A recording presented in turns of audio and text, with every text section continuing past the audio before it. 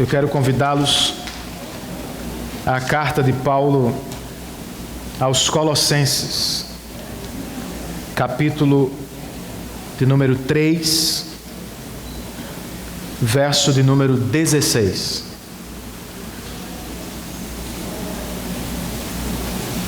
Nós conhecemos bem João 3,16. Este é outro 3,16 que merece ser conhecido, memorizado e, acima de tudo, irmãos, vivido. Colossenses 3,16. Eu não vou fazer a exposição da passagem, trata-se do nosso texto de partida. Se você viu no boletim, nós temos as divisões do sermão, mas especialmente para hoje, não há textos ao lado das divisões. Isso se dá porque eu vou usar muitos textos. Então, se você quer registrar, eu sugiro que você tome nota no seu boletim e medite nos textos durante a semana, certo? Então, este é o texto que vamos usar para começar. Palavras, palavras, palavras. Você se lembra de ter lido ou ouvido esta frase em algum lugar? Claro que sim. Estamos falando do clássico de Shakespeare, Hamlet. Alguém pergunta ao príncipe: o que o senhor está lendo? Ele estava com um livro nas mãos. E o mesmo responde: palavras, palavras, palavras. É uma resposta melancólica.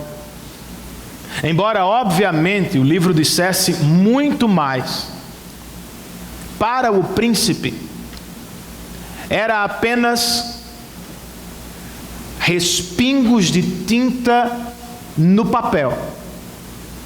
Eram um aglomerado de sons sem significado especial. Neste sentido, irmãos, mesmo tendo escrito por volta do ano de 1600, Shakespeare nos parece muito atual, pois nos nossos dias não há significado real, há apenas palavras. Não há verdade absoluta, dizem os intelectuais, há somente palavras. Ainda assim, elas são muito importantes, especialmente se estamos falando das palavras de Deus. Na verdade, irmãos, a palavra de Deus é o que há de mais importante na vida dos cristãos e na vida das igrejas. Em uma igreja verdadeiramente saudável, por exemplo, a pregação da palavra não termina com o final do culto. Ela começa durante o culto. Em uma igreja saudável, como nós buscamos ser, a palavra de Deus não está limitada a um sermão por semana. Ela reverbera, alcança as canções que cantamos, modela as orações que fazemos, enche as nossas conversas em casa com filhos e cônjuges, nos dá direção e motivação para toda semana.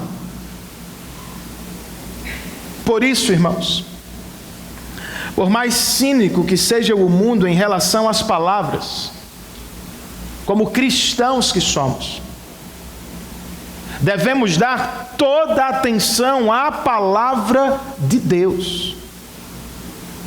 Nossas famílias e nossas igrejas são fortalecidas, crescem e amadurecem na palavra de Deus. Vamos ler este verso de abertura, Colossenses capítulo 3, verso 16. O texto inspirado registra o seguinte: habite ricamente em vocês a palavra de Cristo.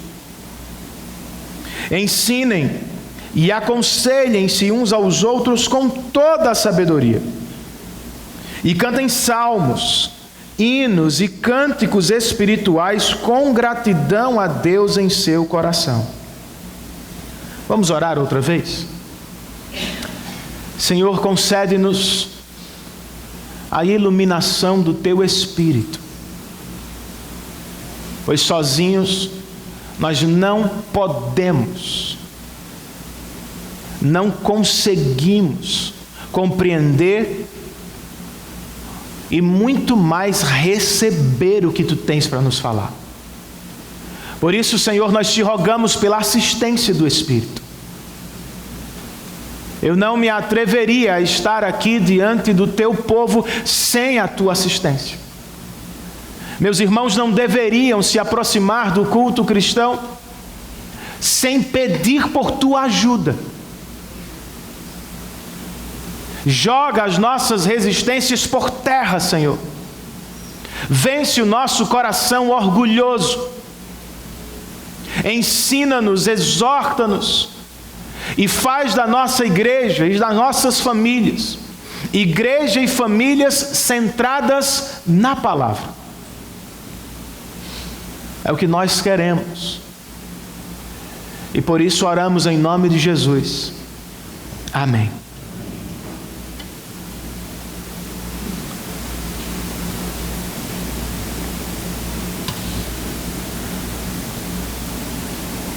De acordo com este capítulo de Colossenses, irmãos, os cristãos devem viver uma vida santa, não apenas aos domingos, não somente nos templos de adoração.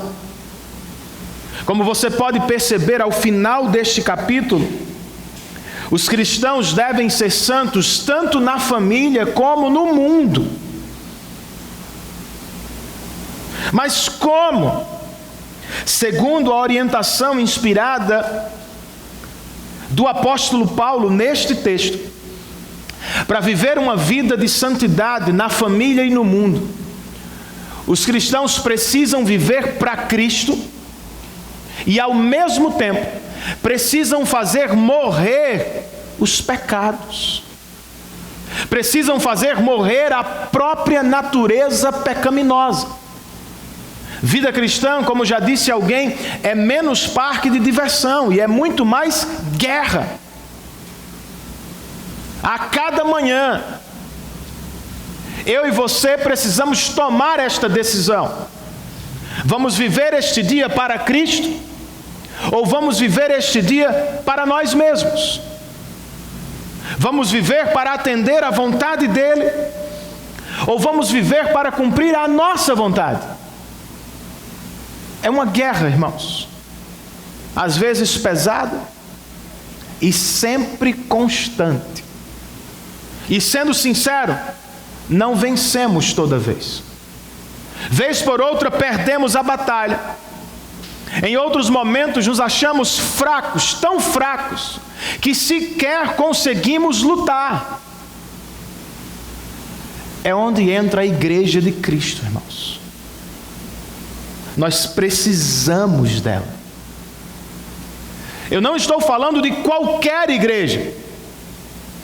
Eu estou falando, como encontramos neste texto, de uma igreja centrada, habitada pela palavra. Como um organismo vivo. A igreja centrada na palavra de Deus se movimenta. Os irmãos se reúnem durante a semana para ensinar e para aprender uns aos outros, uns com os outros. Eles se acham nas casas, no trabalho, ao meio-dia ou no jantar, para aconselhar e discipular uns aos outros, a palavra em ação. Aos domingos, os cristãos se reúnem, para quê? para orar a palavra, para cantar a palavra, para ouvir a palavra pregada. Pois é assim, irmãos, e somente assim, que cristãos crescem e são fortalecidos. É também assim que nasce a igreja, é assim que ela cresce e é fortalecida. Como isso se dá na prática, Renan? Ou por que precisamos tanto da palavra de Deus em nossa igreja e na sua casa, na minha casa? Nesta primeira mensagem sobre a igreja centrada na palavra, eu quero repartir com vocês 4 breves respostas. Bem, hoje eu estou fora do padrão. Nem tenho 3 divisões, tenho 4, e não vou fazer uma exposição, vou fazer um sermão temático. Primeira resposta, irmãos, por que precisamos tanto da palavra? Nós precisamos da palavra porque ela age, ela está viva, ela é eficaz. Para essa primeira divisão, eu quero apresentá-la fazendo afirmações doutrinárias sobre a palavra. A primeira afirmação: a palavra é uma extensão do próprio Deus. Em outras palavras, ouvir a palavra é ouvir o próprio Deus, meu irmão. Foi o que o profeta Natan disse a Davi, depois de revelar o pecado que ele cometeu com Batseba. Isso está registrado em 2 Samuel 12. Se você quiser tomar nota, não abra o texto. Tome nota se quiser. O profeta primeiro, sendo boca de Deus, diz a Davi: você desprezou a palavra do Senhor. No mesmo fôlego, e ainda sendo boca de Deus, ele diz não somente isso: ao desprezar a palavra de Deus, você me desprezou. Desprezou o próprio Deus. Era o que estava na mente do salmista, irmãos, quando ele escreveu sobre a palavra. Salmo de número 29, ele diz: a voz do Senhor quebra os cedros do Líbano. Imediatamente depois ele continua: o Senhor quebra os cedros. Primeiro, a voz do Senhor os quebra, e depois o Senhor os quebra. Ele continua: a voz do Senhor faz tremer o deserto. O Senhor faz tremer os desertos de Cádiz. É um paralelo, irmãos. A voz do Senhor é a mesma coisa aqui que o próprio Senhor. Ou seja, a palavra de Deus é uma extensão do próprio Deus. Segunda afirmação sobre a palavra: Deus age por meio da palavra. Foi assim que, segundo Moisés, Gênesis 1, ele trouxe o mundo à existência por meio da palavra. É assim que ele o sustenta até hoje, diz o autor de Hebreus no capítulo 1 de sua carta. É assim também que Deus estabelece relacionamento com homens e mulheres pela palavra. Ele chamou Abraão, ele chamou Moisés, ele chamou Davi. Deus estabelece relacionamentos por meio da palavra. Mas como é que isso se dá, Renan? Se pecadores estão mortos espiritualmente, como é que eles podem ouvir a voz de Deus e responder? Outra afirmação da palavra, irmãos, ou sobre a palavra: Deus age por meio da palavra em conjunto com seu Espírito. Não foi o que Jesus disse a Nicodemos? Você precisa nascer de novo. E isso se dá pelo poder do Espírito. Não foi o que Ezequiel soube ou ficou sabendo no vale de ossos secos. Deus perguntou a ele: filho do homem, podem esses ossos reviver? O profeta disse: Senhor, tu sabes. Qual foi a resposta de Deus para ele? Filho do homem, profetiza a minha palavra, e eu enviarei o meu Espírito. A palavra é uma extensão de Deus. Deus age por meio dela em conjunto com o Espírito. E para a nossa alegria, irmãos, Ele resolveu contar conosco. É uma outra afirmação sobre a palavra. Deus, que fala pelo Espírito na palavra, por graça, resolveu usar homens e mulheres. Jesus disse a seus discípulos em dado momento de seu ministério: quem os ouve, ouve a mim. Escrevendo à igreja de Tessalônica, no capítulo 2 de sua primeira carta aos Tessalonicenses, Paulo diz: quando vocês receberam a minha palavra, vocês não a receberam como palavra de homens, vocês a receberam como palavra de Deus. Resumindo, irmãos, a palavra é uma extensão de Deus. Deus age por meio de sua palavra e da atuação conjunta de seu Espírito. E isso Ele faz por intermédio de pregadores, cristãos que falam e pregam a palavra. Você crê nisso? Claro, Renan, alguns estão dizendo, trata-se de algo óbvio, eu sei. As coisas óbvias são as mais esquecidas às vezes no nosso coração. E por isso, repetidamente, irmãos, você vai encontrar o Senhor dizendo na palavra: lembrem-se, lembrem-se, lembrem-se, não esqueçam do óbvio. É importante lembrar deste óbvio hoje. Sabe por quê? Porque existe dentro de cada um de nós um impulso satânico que quer separar Deus de sua palavra. Como fez com os nossos primeiros pais, Satanás vive a nos sugerir o seguinte: vocês podem amar a Deus sem amar ou obedecer a sua palavra. Não foi o que ele disse a Eva? Mas foi o que Deus falou mesmo? Você ainda pode obedecê-lo, amá-lo, mesmo rejeitando a sua voz. É uma mentira, irmãos. Nós também estamos cercados por muitas teologias contemporâneas que tentam, como a serpente, separar a palavra de Deus da Bíblia Sagrada. Há cristãos, pasmem vocês, pessoas que se chamam cristãs, que não acreditam na palavra, irmãos.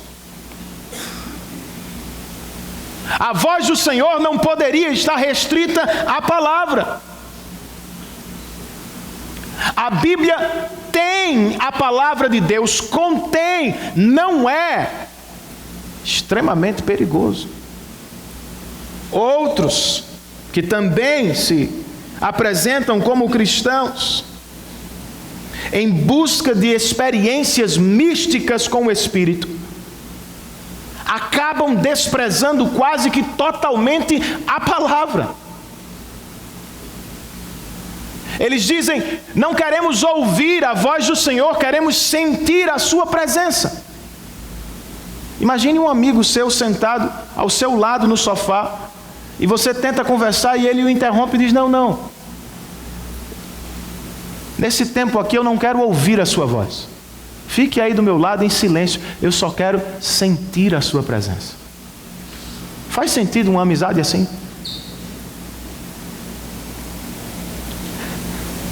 Desde o início, irmãos, Deus se relacionou com o seu povo por meio de palavras. Como diz o pastor Mark Dever, nós vivemos na era do ouvir e não do ver. A propósito, de capa a capa, a Bíblia proíbe fazer imagens. O meio de Deus falar com o seu povo é por meio de palavras. Portanto, se você quer conhecer a Deus de fato, se quer levar a sua vida cristã a sério, você não tem opção, meu amigo. Você precisa ler e ouvir a palavra continuamente. Não existe cristianismo autêntico sem Bíblia, irmãos.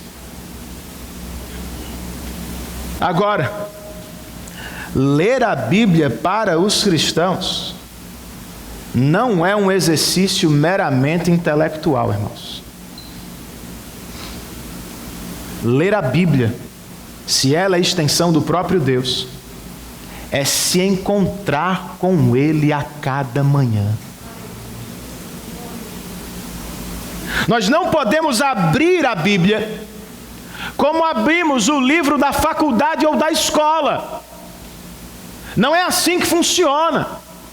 Esse livro tem geografia, mas não é de geografia. Tem história, mas não é de história. Este livro é de revelação.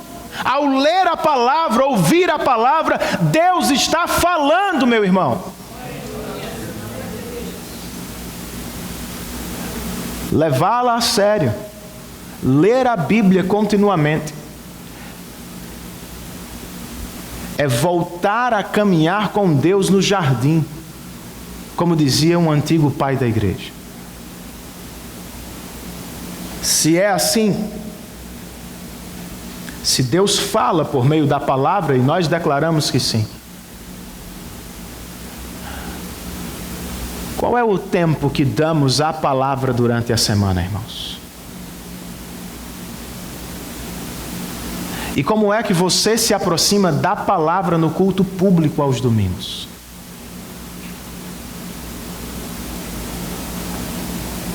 Quer saber o seu grau de respeito por Deus? É simples. Veja o quanto você lê e ama a palavra.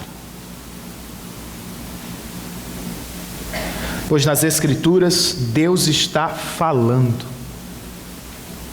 A pergunta é: será que estamos ouvindo, irmãos?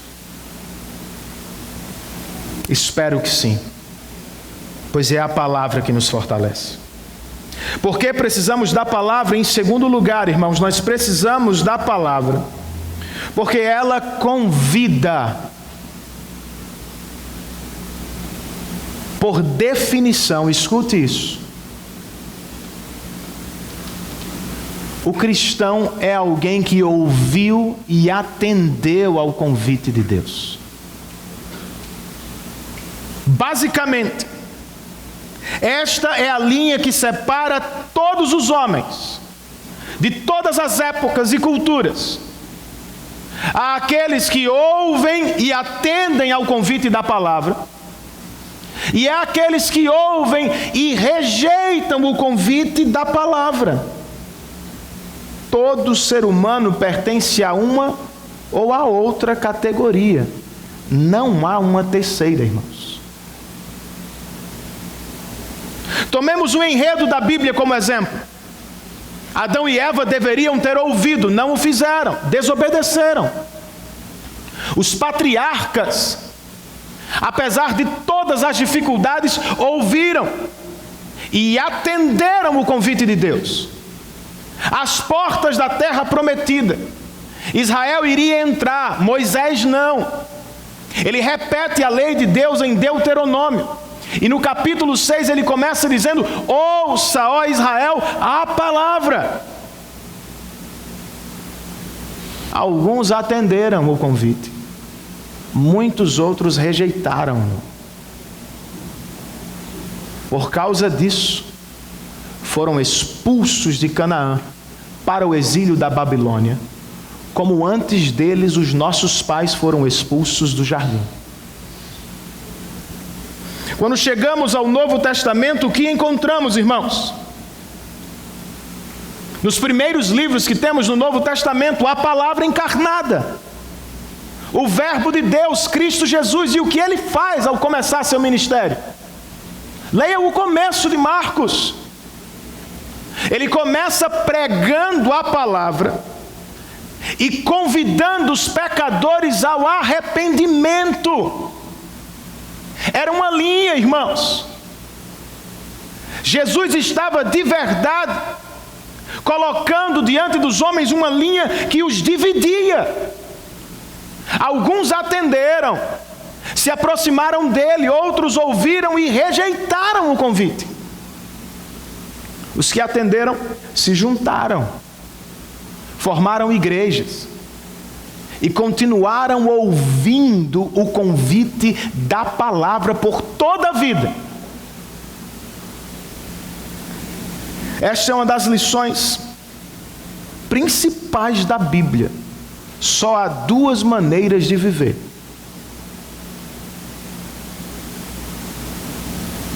Você escuta a palavra e a atende, ou você escuta a palavra e a rejeita. E nossa resposta, irmãos, não necessariamente apenas com um levantar de mãos, ou como um frequentar a igreja, mas nossa resposta diária indica de que lado estamos. Pois de acordo com Jesus, nós não podemos servir a dois senhores. Atendemos a nosso governo ou ao governo dele. Vivemos para cumprir a sua vontade ou vivemos para dar voz à nossa vontade. É uma coisa ou outra, não há meio termo. Por isso, com alguma seriedade, nós precisamos pensar, irmãos. Já atendemos de verdade? Você já respondeu de maneira positiva ao convite de Jesus? Por exemplo, vocês sabem, nem todo mundo é família de Deus. E nem todo cristão que se apresenta assim é família de Jesus. Foi Ele quem nos disse isso. Minha família não são aqueles que nasceram em Israel apenas. Os judeus se achavam família de Deus por nascimento. Ele disse, não. Minha família é feita de pessoas que ouvem a palavra e a praticam. Em outro lugar ele disse, nem todo mundo é minha ovelha. As minhas ovelhas ouvem a minha voz e me seguem.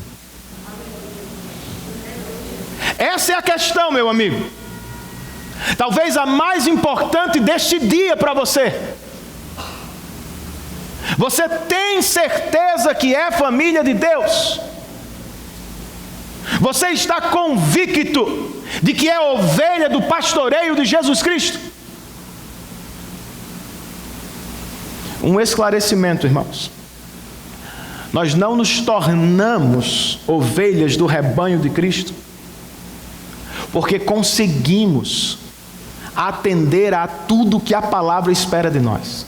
Seria mérito assim, não é como acontece. Nós nos tornamos ovelhas do aprisco de Cristo porque Ele mesmo ouviu e cumpriu tudo aquilo que nós não poderíamos cumprir. Nós somos salvos pela graça. Nós não forçamos nossa entrada à família de Deus por obras, ofertas, religião, não. O Espírito de Deus ilumina os nossos olhos nos permitindo ver nossa condição espiritual e nos fazendo correr para Cristo como nosso Salvador. Isso é verdade. Eis o Evangelho da graça. Agora, o Espírito que nos salva por meio da pregação de Cristo Jesus, quando o faz, irmãos, também nos transforma. Não há cristão genuíno sem transformação de vida. E sabe uma das primeiras coisas que o Espírito transforma nos nossos corações? A nossa inclinação para a palavra. Volte à sua história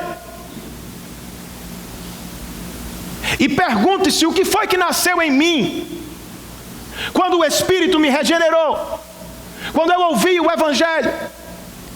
Havia em você, como eu vivi, um desejo por conhecer a palavra. Não vamos cumpri-la perfeitamente, irmãos. Ainda vamos tropeçar, vamos vacilar. Mas se atendemos ao convite do Evangelho, ao menos nós desejamos cumprir a voz do Senhor.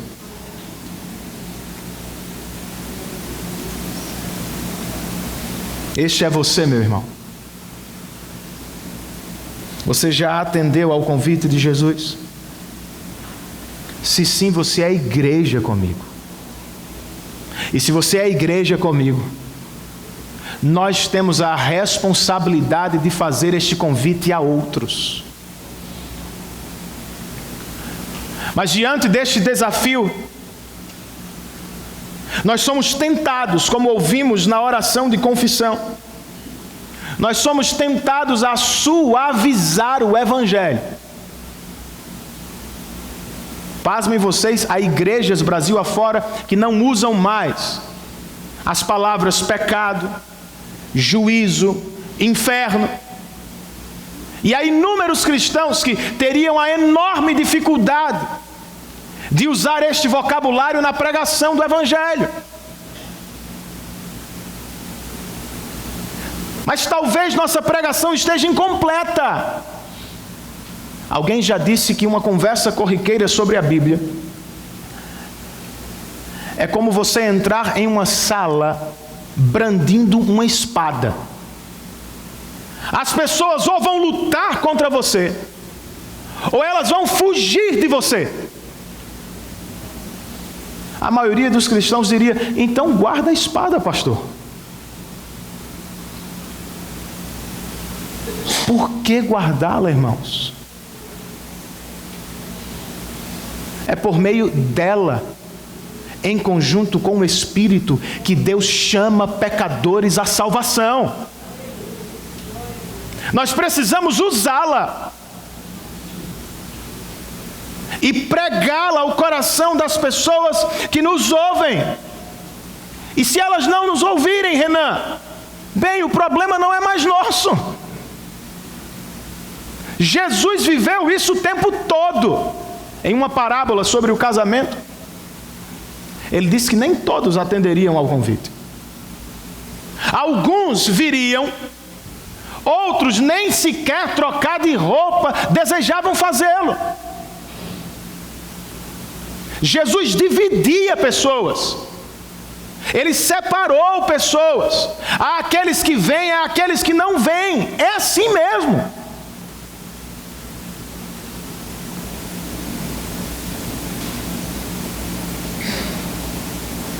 O convite sempre funciona, irmãos.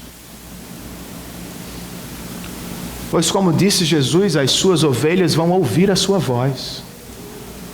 Pregue o Evangelho no poder do Espírito. E se lhe ajuda, concentre-se na maravilha do convite e na beleza do mensageiro.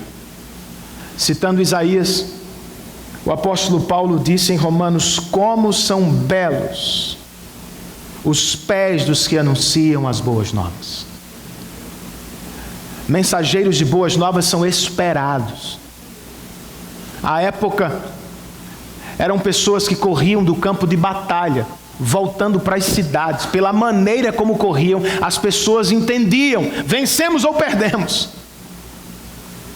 As cidades sitiadas ficavam esperando atentamente a chegada de um mensageiro com boa notícia. Você é um deles. Nós temos uma boa notícia para falar às pessoas, irmãos.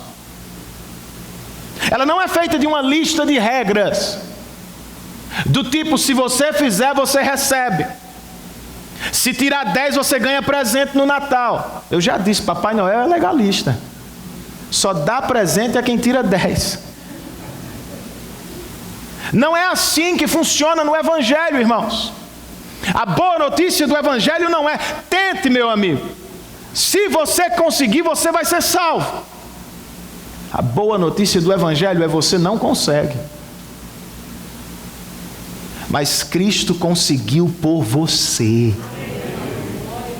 O convite não é para tentar fazer.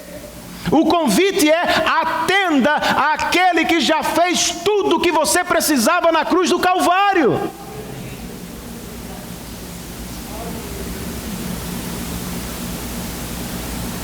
Precisamos pregar o Evangelho, irmãos. Qual será a resposta dos pecadores? Sei lá, meu irmão. Você não pode determiná-la, eu não devo contabilizá-la. Nosso trabalho não é de contabilidade, nossa missão é pregar o Evangelho, irmãos, e fazer discípulos de Cristo àqueles que o Senhor chama pelo Espírito de maneira eficaz. Ele chama, e quando Ele o faz, nós notamos. Nenhum homem ou mulher que nasceu de novo passa sem ser notado. Outro dia eu conversei com uma senhora à porta da igreja que me disse: pastor, eu acho que eu nasci de novo. Eu disse: você acha isso por quê? De repente eu tenho vontade de ler a Bíblia. Eu detestava culto, agora eu conto os dias para estar aqui. Eu nunca entendi a mensagem de Cristo na cruz, agora eu a amo. Ela não veio à frente, não houve apelo, não teve show, mas o Espírito está falando, irmãos. Preguemos. Os resultados estão nas mãos dele. Porque precisamos tanto da palavra? Terceira resposta: porque a palavra liberta.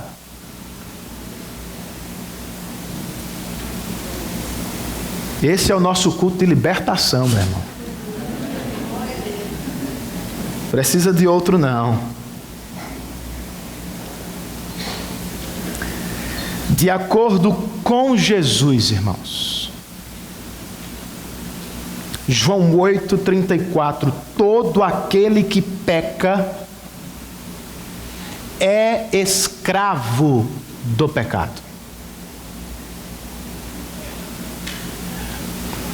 Pense na metáfora por alguns instantes. Imagine-se escravo.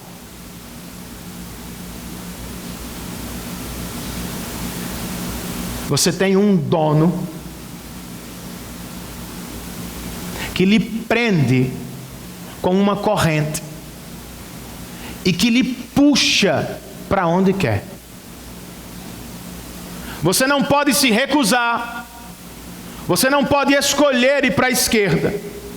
Você vai para onde o seu dono puxa. Ponto. Segundo a Bíblia, irmãos, o pecado não põe uma corrente ao redor do pescoço. É pior do que isso. O pecado põe uma corrente ao redor do coração.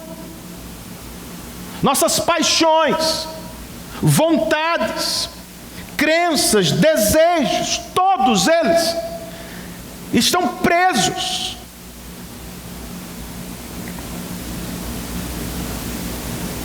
E sabe quem segura a corrente? Não é Satanás, não. É você mesmo. É sua própria natureza pecaminosa. É assim que funciona. Fora de Cristo, é a natureza pecaminosa que domina. É ela que dita as regras, é ela que aponta o caminho, é ela que puxa. Nós só queremos o que ela quer sempre, o tempo todo, irmãos. Sabe o que isso significa? Nós não somos pecadores porque pecamos. Nós não nascemos em estado de perfeição e nos tornamos ruins. Isso é uma ideia católica, irmãos. Nós nascemos com uma natureza pecaminosa. Nós pecamos porque já somos pecadores. Esta natureza, como disse Agostinho há muito tempo, é uma natureza curvada sobre si mesma. É assim que você vem. Seu filho, aquele anjinho que você pegou nos braços no hospital, sua filha maravilhosa, ela também vem assim, com uma natureza terrível. A natureza pecaminosa do nosso coração depõe Deus, ou quer fazê-lo. Ela não nasce com disposição para se render a Deus. Ela nasce achando que o trono e a glória lhe pertencem. Isso é escravidão, meu irmão. Nós estamos presos em nossa própria natureza pecaminosa. Mas o que é que podemos fazer, Renan? Ouça o que Paulo diz aos Romanos atentamente. Tome nota para você meditar neste verso. Romanos 8, capítulo 7, irmãos. Olha o que Paulo diz. A mentalidade da carne é inimiga de Deus, porque não se submete à lei de Deus. Paulo não para por aí. Ele acrescenta: nem pode fazê-lo. A mentalidade da carne é inimiga de Deus, porque não se submete à lei de Deus. Até aí, ótimo. Mas ele carrega esta afirmação com outra: e nem pode fazê-lo. Faríamos bem, irmãos, se meditássemos neste verso a semana toda. Sabe por quê? Porque há alguns cristãos que acham que podem fazê-lo. Há alguns pastores que pensam: nós temos recursos para libertar os pecadores. Tudo o que precisamos é de uma campanha de marketing para mudar a opinião das pessoas sobre Deus, como fazemos em época de campanha eleitoral. Como é que a gente faz o povo gostar deste candidato? Essa propaganda, aquela notícia. As pessoas pensam que podem proceder assim. Outros dizem: como é que a gente torna a igreja mais atraente aos olhos dos pecadores ou dos não convertidos? Vamos deixar o ambiente o mais próximo possível do mundo. Vamos cantar as músicas que eles cantam, vamos mudar, vamos fazer de tudo para dar a eles a experiência da adoração. Irmãos, qual é o problema com uma postura assim? Pecadores não precisam mudar de opinião sobre Deus apenas. Pecadores precisam de uma nova natureza. Precisam de um novo nascimento. Por mais brilhantes que sejam os pastores, e ricas que sejam as igrejas, todo o recurso de Hollywood possível. Tem igreja que compete com Hollywood. Não é não?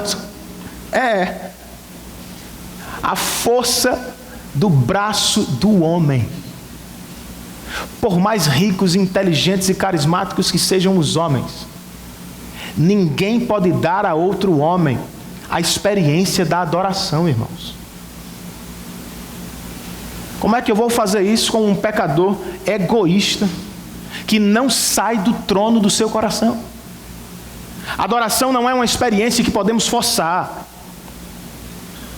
Não é uma experiência que podemos criar com clima. Não dá, meu irmão. As pessoas podem até encher a igreja com gente, com boas histórias, boa música, boa estrutura, mas encher a igreja com gente que quer adorar Jesus de verdade, só o Espírito Santo, meu amigo. Não tem como. Templos bem decorados, música a gosto do freguês, pregação motivacional, nada disso liberta, irmãos. Na verdade, às vezes deixa as pessoas no mesmo lugar de sempre, enganadas. Elas passam um tempão achando que estão libertas, mas ainda estão presas. O que é que liberta, irmãos, de verdade? Vocês conhecem o texto. Nosso presidente o usou extensamente durante a campanha eleitoral. E eu tenho que dizer, fora de contexto e sem entender nada. Vocês conhecerão a verdade, e a verdade os libertará. Coitado. Que Deus o ajude. Era meramente marketing. Mas Jesus sabe do que está falando. Se o presidente não sabe, Jesus sabe, meu amigo. O que ele está dizendo é o seguinte: a palavra da verdade de Deus, em conjunto com o seu Espírito, é a única arma que liberta o pecador.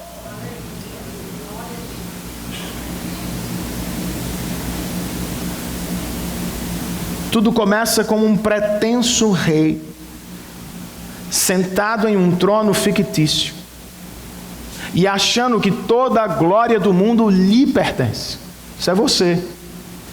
Sou eu também. E então chega um mensageiro do rei, do verdadeiro, e a mensagem dele é a seguinte: o rei está a caminho, e ele pode perdoá-lo, mas você precisa se render, meu amigo. O camarada cheio de si, que acha que é o dono do mundo, consegue fazer isso sozinho? É o que acontece, irmãos. É o que vivemos em cada reunião dominical. Verdade e mentira se encontram, se confrontam, duelam, batalham. E os crentes devem estar suspensos em expectativa, perguntando uns aos outros ou aos seus próprios corações: este rei pretenso vai aceitar o convite do verdadeiro? Depende. Não depende dele. Depende do Espírito do Rei verdadeiro. Se o Espírito lhe abrir os ouvidos, ele vai ouvir e atender a mensagem do Evangelho. Se o Espírito lhe abrir os olhos, ele vai ver a glória de Deus brilhando na face de Cristo. Se o Espírito lhe converter o coração, alegremente ele desce do seu trono e entrega a coroa àquele que a merece. É assim que pessoas são libertas. Não é o louvor que liberta. O que liberta é a palavra da verdade cantada. O que liberta não é uma reunião como essa e um comunicador de boas ideias para a vida, irmãos. O que liberta é a pregação da palavra de Deus na boca de um cristão fiel.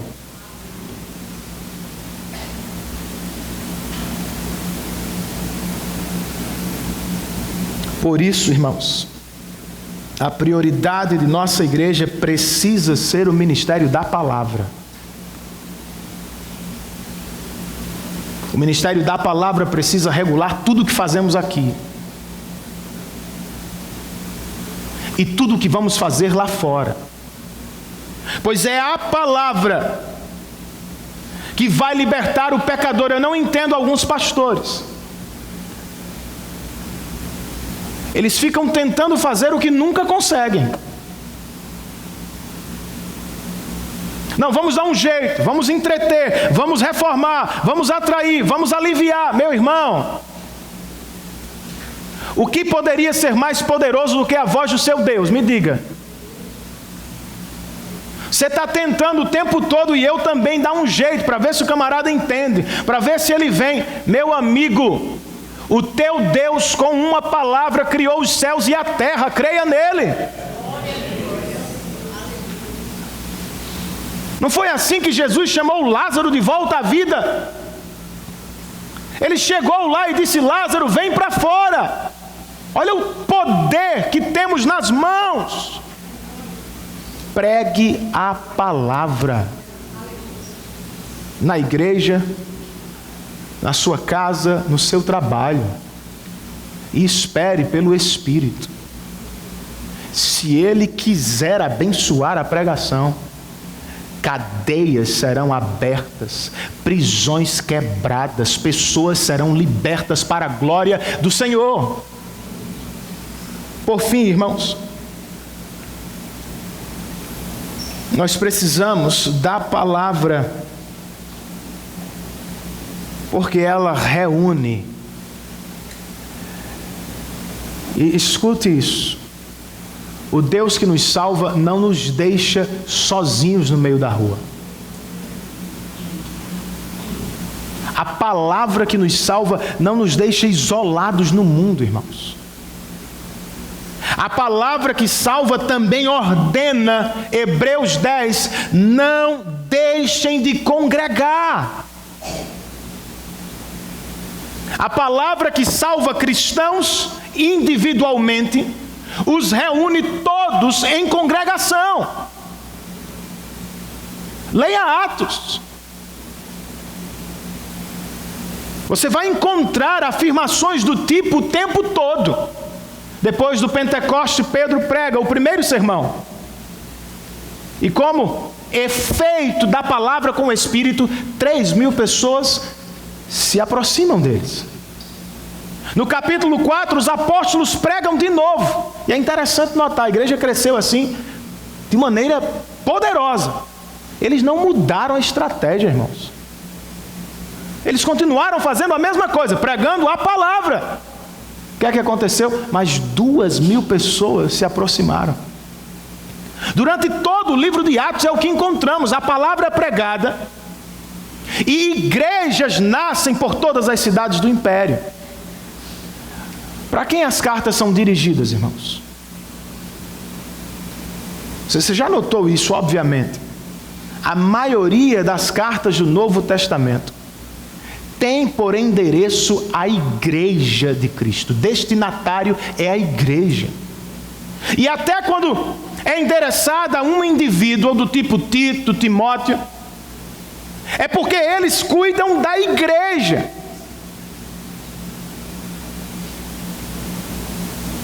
O efeito, portanto, da palavra pregada não é o surgimento de um cristão isolado no mundo. É o surgimento de uma igreja que se reúne, que congrega, irmãos. E o que é que ela faz quando está reunida? A igreja faz uma casa para a palavra. Não foi o que lemos ao início, em Colossenses? Paulo diz: habite ricamente em vocês a palavra. Ensinem e aconselhem-se uns aos outros com toda a sabedoria. Cantem salmos, hinos e cânticos espirituais com gratidão a Deus de coração. A palavra grega traduzida por habitar aqui significa fazer uma casa. A palavra deve fazer morada em nossas igrejas, irmãos. Por meio dos ensinos, das canções e orações. Eis uma igreja centrada na palavra.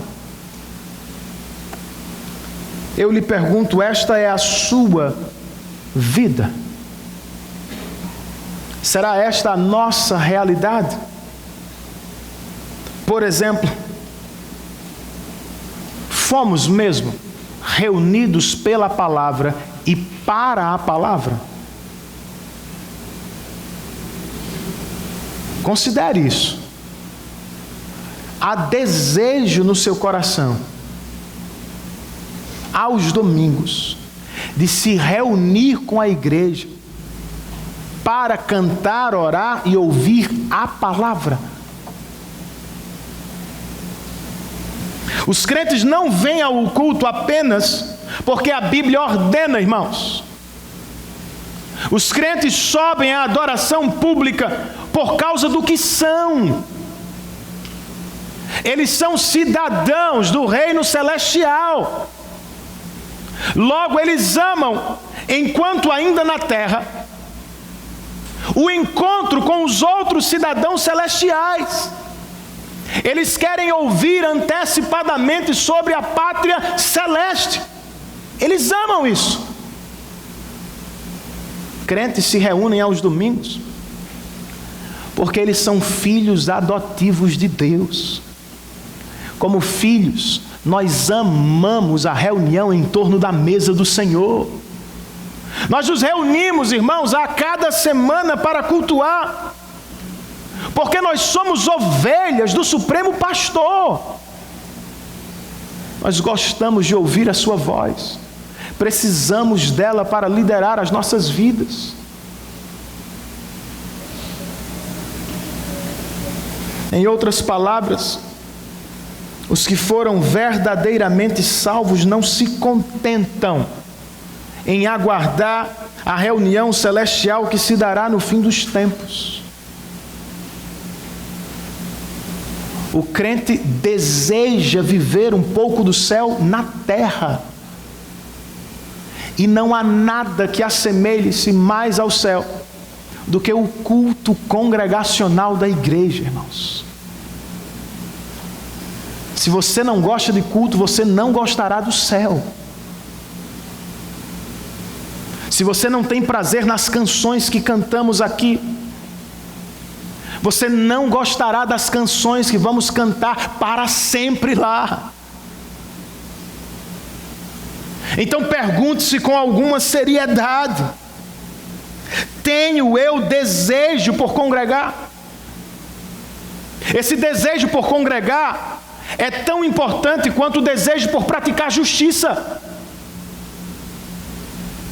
Ele é uma marca distintiva daqueles que foram alcançados pela palavra.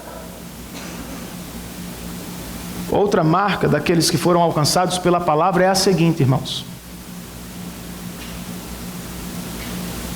paciência no ouvir a palavra durante uma pregação pública. Ouvir a palavra com atenção pode ser um trabalho demorado e penoso. Eu sei disso. E a coisa se agrava porque vivemos em uma época de filmes e de menos livros. Você se deleita em assistir um filme em 2 horas, mas tem uma enorme dificuldade de ler o mesmo conteúdo em 60 horas. Para que ler o livro se tem um filme? Nós vivemos na era das mensagens curtas e impactantes. 30 segundos, 2 minutos.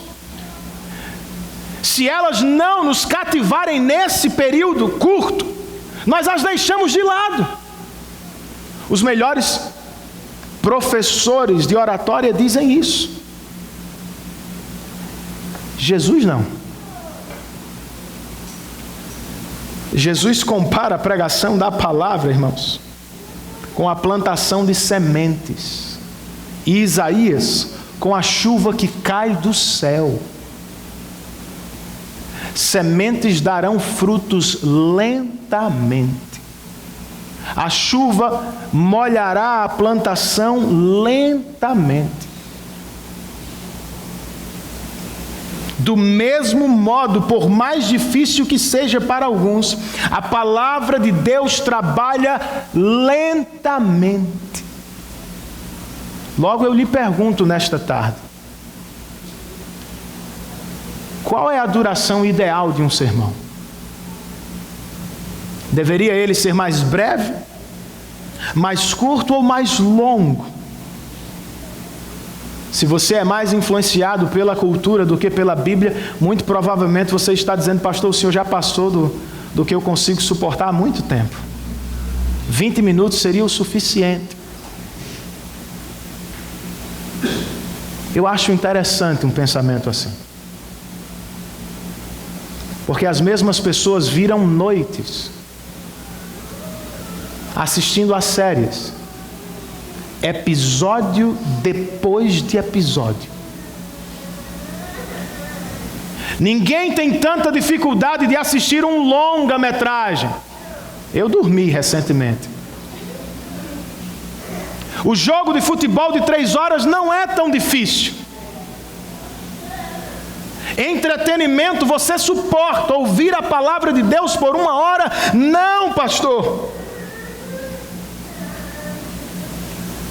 Olha o que um autor escreve. Daniel já cansou de ouvir a palavra.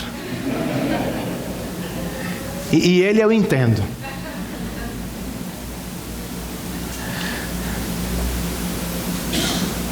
Quando se trata de com quem dormimos, ou de como gastamos nosso dinheiro, os cristãos sabem que a nossa vida deve ser diferente. Reconhecemos que esses assuntos são moralmente importantes. Mas este autor acrescenta: eu gostaria de adicionar algo mais à lista. Algo com consequências morais e espirituais ainda maiores. Nossa paciência e diligência para ouvir a palavra de Deus. Em outras palavras, ele está dizendo o seguinte: a maneira como nós ouvimos a Bíblia terá consequências maravilhosas ou trágicas na nossa vida.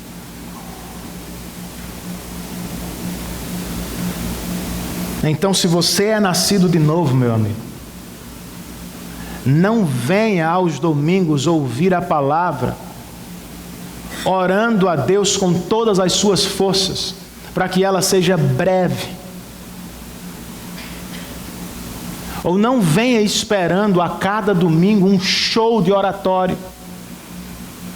Não venha desejando mensagens curtas, empolgantes e impactantes para a sua vida prática apenas. Ao entrar no seu carro, comece a orar, meu amigo. Ao trocar de roupa e preparar seus filhos, ore por eles. Venha falando ao seu coração. Venha conversando com Deus: Senhor, eu estou indo à tua casa. E eu quero ouvir a tua voz, eu quero viver um encontro real com o Senhor. Mas de novo, irmãos, ouvir uma palavra, ouvir a exposição da palavra é algo difícil. Por isso exige a sua participação. Ou só eu estou fazendo culto agora? O culto não é do pastor, é da igreja. Eu estou cultuando falando, vocês estão cultuando ouvindo a palavra. Nós não nos sentamos aqui como sentamos no cinema, de maneira passiva, apenas para nos entreter, não. Você se senta aqui para cultuar de maneira ativa.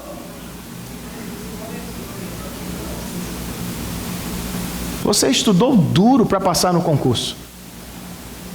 Você vai ministrar aula nessa semana e devotou horas para preparar sua mente e coração.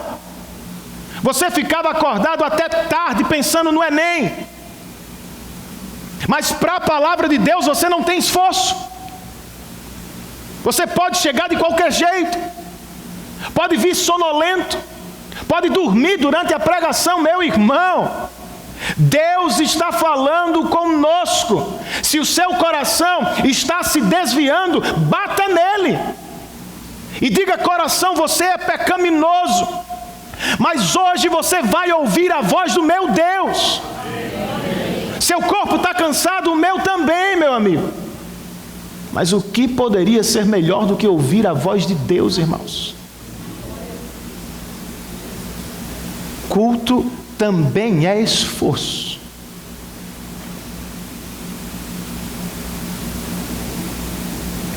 Por fim, como fazemos para reunir a igreja, construir uma igreja, edificar uma igreja, fortalecer uma igreja? Eu sei que os pastores têm as mais diferentes ideias para ficar com isso.